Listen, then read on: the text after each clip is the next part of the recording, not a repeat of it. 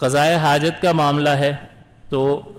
اس میں یہ دیکھنا ہوتا ہے کہ پیشاب وغیرہ کی شدید حاجت ہوئی تو سب سے پہلی بات یہ ہے کہ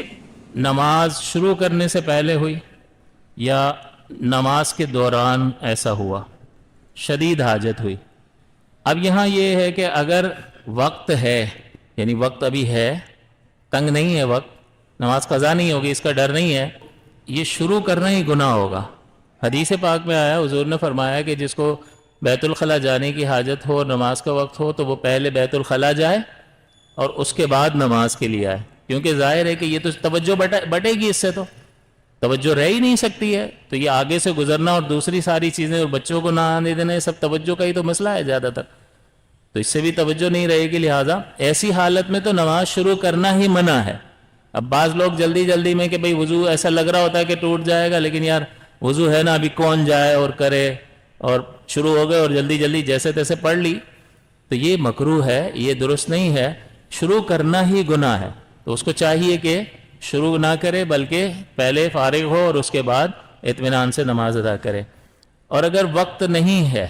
وقت تنگ ہے، آخری وقت میں نماز پڑھنے لگا ہے اور واش روم جانے کی بھی حاجت ہے، صرف 5 منٹ رہتا ہے، ابھی وضو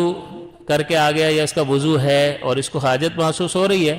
اور شدید بھی ہے، لیکن مسئلہ یہ کہ اگر واش روم جا کر آتا ہے تو نماز قضا ہو جائے گی، تو اب اسی حالت میں اگر وقت تنگ ہے تو ایسے ہی پڑھ لے، کیونکہ اب مجبوری کی صورت ہے، کیونکہ نماز کو قضا کرنا حرام ہے اور اس حالت میں نماز پڑھنا جو ہے وہ مکروہ ہے، تو حرام زیادہ سخت ہوتا ہے، مکروہ اس سے کم درجے کا ہوتا ہے،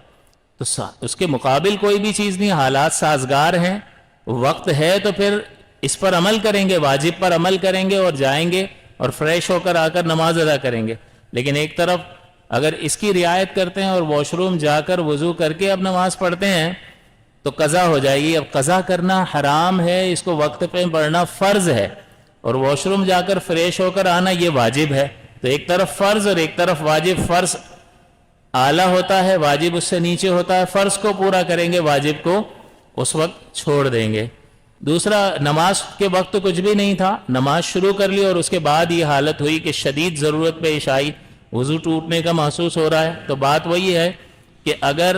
وقت میں گنجائش ہے تو توڑ دے، توڑنا واجب ہے، نماز توڑے، فریش ہو کر آئے اور نماز پڑھے، اور اگر ایسے ہی پڑھ لی تو گناہگار ہوا۔ تو اب ہر ایک اپنی حالت پر غور کرے کہ بعض اوقات نماز کے دوران اس طرح کی کیفیت پیدا ہوتی ہے، اور اب کون توڑ کے جائے اور وضو اور یہ اتنا، اور پھر دوبارہ 10 منٹ اور نکل جائیں گے، تو یہ تو کرنا پڑے گا ورنہ نماز مکروہ ہوگی۔ اور ایک ہی چیز یاد رکھنا ہے، اپنے نفس کو کہنا ہے کوئی رسم نہیں ہے، یہ کوئی گنتی نہیں ہے جو پوری کرنے کے لیے آیا کہ جیسے تیسے گنتی پوری کری چلو بھاگو، ایسے نہیں ہوتا۔ وہ ذات اقدس دلوں کا حال جانتا ہے۔ آپ کارخانے میں کام کرتے ہو تو سیٹ کی نگاہ سے چرا کر 2 چیزیں تھوڑی گڑبڑ بھی کر دو گے تو وہ بھی نہیں کرنی چاہیے، اللہ جانتا ہے، لیکن سیٹ کو پتہ نہیں چلے گا، یہاں تو اللہ تعالیٰ ہر چیز سے واقف ہے، تو اس سے پھر انسان کی ترقی نہیں ہو سکتی۔ کہتے ہیں نماز میں دل نہیں لگتا اور فلاں، اور یہ بہت ساری ایسی بیماریاں بھی اس میں ہوتی ہیں جس کی وجہ سے مسائل پیدا ہو رہے ہوتے ہیں۔ تو بہرحال اگر دوران نماز ایسی کیفیت پیدا ہوئی تو توڑنا، شدت محسوس ہوئی تو توڑنا واجب ہے، اگر ایسے ہی پڑھ لے گا تو گناہگار ہوگا۔ اگر وقت میں وسعت ہے، وقت تنگ ہے، دوران نماز ایسی صورتحال پیدا ہو گئی، تو اس صورت میں مسئلہ یہ ہے کہ وہ نماز پڑھ لے۔ وجہ اس کی یہ ہے کہ فرض ایک طرف ہے اور واجب ایک طرف ہے، لہٰذا یہ لازم ہے کہ وہ نماز پڑھے گا، قضا نہیں کرے گا۔ تو اس صورت کو آپ نے اپنے ذہن میں رکھنا ہے کہ اگر ایسی صورت پیدا ہو جاتی ہے اور وقت میں وسعت ہوگی تو